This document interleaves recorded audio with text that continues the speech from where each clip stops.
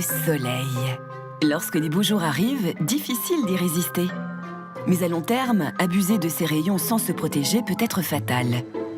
Agressées, les cellules de la peau mutent et se multiplient de façon désorganisée et anormale, provoquant un cancer de la peau.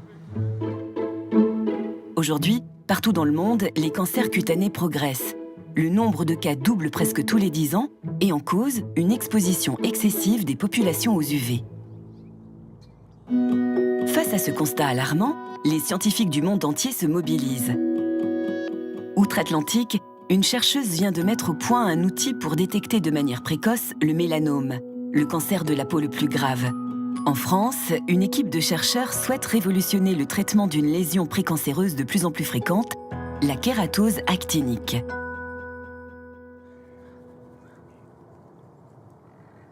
Mariam Sadeghi est chercheuse en imagerie médicale à l'université de Surrey, en banlieue de Vancouver. Depuis 4 ans, elle mène un combat sans relâche contre le cancer de la peau. Sa préoccupation principale, faciliter le dépistage précoce du mélanome. Détecté trop tard, ce cancer qui se développe souvent sur les grains de beauté peut en effet s'avérer mortel. Lorsque le diagnostic est précoce, le taux de guérison est de 98%. Mais ce taux tombe à 15% si la détection intervient trop tard. Or, 70% des cancers de la peau sont décelés par les patients eux-mêmes ou par des membres de leur famille. Mais ils ne disposent pas d'outils qui leur permettraient d'inspecter leur peau de plus près pour constater une anomalie. Mariam Sadeghi a donc l'idée de créer ce petit outil révolutionnaire, le molescope. Voici le molescope. C'est une sorte de mini-microscope qui s'adapte sur l'appareil photo d'un smartphone. Donc on attache la caméra, on lance l'application, on allume la petite lumière et c'est prêt pour prendre la photo. Vous pouvez voir ce qu'on voit sous ce microscope. Voilà, je prends une photo. Le molescope tire son nom de l'anglais « mole », grain de beauté. Doté d'une lentille grossissante et d'un éclairage spécial, cet appareil permet au patient de prendre un cliché microscopique et détaillé d'une lésion pour l'envoyer ensuite à son médecin. Le médecin, dans son bureau, peut donc voir la photo zoomée sur le grain de beauté et il peut même en voir différentes images, jour après jour, et donc en suivre l'évolution. Mais après avoir mis au point son invention, Mariam Sadeghi rencontre un problème de taille. En effet, comment analyser un grain de beauté à partir d'un simple cliché ? Ce sont tous les signes visuels que les médecins utilisent pour faire leur diagnostic. S'ils voient une couleur bleue, s'ils voient ces lignes, ces petits points, cela veut dire que c'est suspect. Toutes ces caractéristiques ont une signification. Mon travail a rendu possible l'identification de ces signes par l'ordinateur. Basé sur ces différents critères, Mariam développe donc un algorithme qui permettra à l'ordinateur d'interpréter l'image. J'ai donc conçu un programme informatique qui améliore la qualité de l'image, l'analyse et identifie les caractéristiques. Il peut ainsi classer les grains de beauté comme normaux ou anormaux. Cet algorithme que vient de réaliser Mariam est une avancée majeure. Grâce à lui, les dermatologues pourront affiner leur diagnostic et améliorer le suivi des patients, y compris dans les régions les plus reculées. L'idée est de permettre aux patients qui en ont vraiment besoin d'avoir accès à un médecin, à une clinique ou à un hôpital et d'éviter ainsi les fausses alertes. L'idée est de trier les cas problématiques pour donner la priorité aux cas les plus urgents. Le molescope est encore en phase de test et arrivera sur le marché d'ici 1 an. Si faciliter la détection du mélanome est en bonne voie en Amérique, la recherche sur le cancer de la peau progresse également en Europe. À Lille, en France, Serge Mordon, chercheur à l'INSERM, propose lui aussi un objet innovant, mais dans un tout autre domaine, le traitement. Il s'agit cette fois de faciliter la thérapie d'une lésion précancéreuse, la kératose actinique. Plus méconnue que le mélanome, mais non moins fréquente, elle apparaît après plusieurs années d'exposition prolongée au soleil. Pour développer son innovation, le professeur Mordon travaille donc avec le service de dermatologie de Laurent Mortier au CHU de Lille.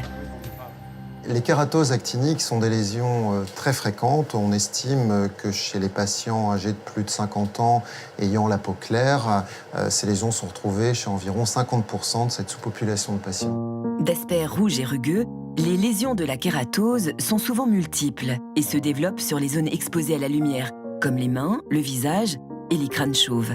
Non traitée, la kératose peut dégénérer en cancer. Il est donc nécessaire de la soigner dès qu'elle apparaît. Le traitement actuel le plus performant est la photothérapie dynamique. Alors, dans le cadre de la photothérapie dynamique, on applique une crème. Dans le cas présent, nous ne sommes pas avec un patient, mais avec l'un de nos collègues. Donc, on n'a pas appliqué cette crème, bien évidemment. Dans un deuxième temps, on est amené à illuminer cette zone. Et c'est l'illumination de la zone préalablement traitée avec cette crème spécifique qui va entraîner la destruction des kératoses actiniques. La crème cible uniquement les cellules cancéreuses et les rend photosensibles.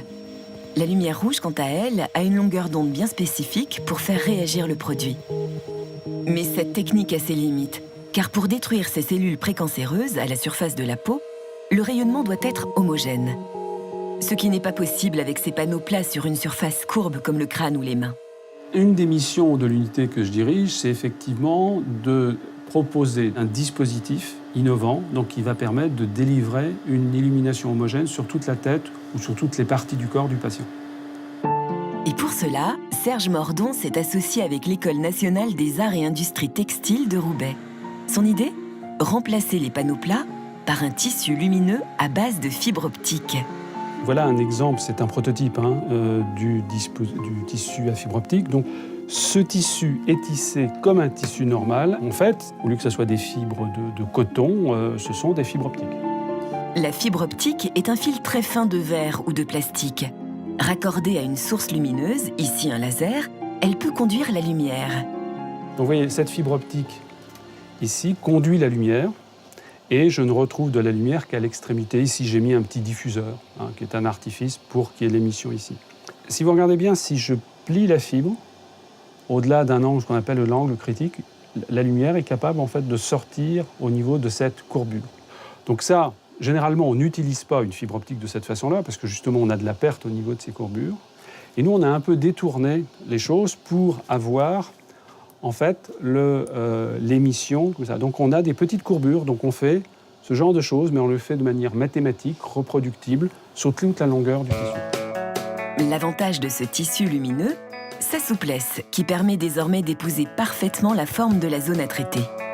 On voit là, le dispositif n'est plus à distance, il est parfaitement au contact.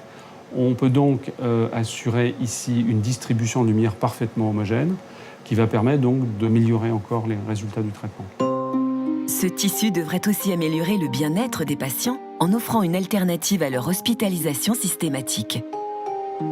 Aujourd'hui, on travaille pour en fait développer des casques lumineux. Donc le patient serait équipé d'un casque lumineux, les lumières laser seraient intégrées dans le casque et il pourrait porter une batterie et donc se déplacer, vaquer à ses occupations et peut-être ou certainement faire le traitement chez lui en regardant la télé, par exemple. Reste à valider l'efficacité de ce traitement futuriste. Les essais cliniques débuteront bientôt au centre hospitalier de Lille.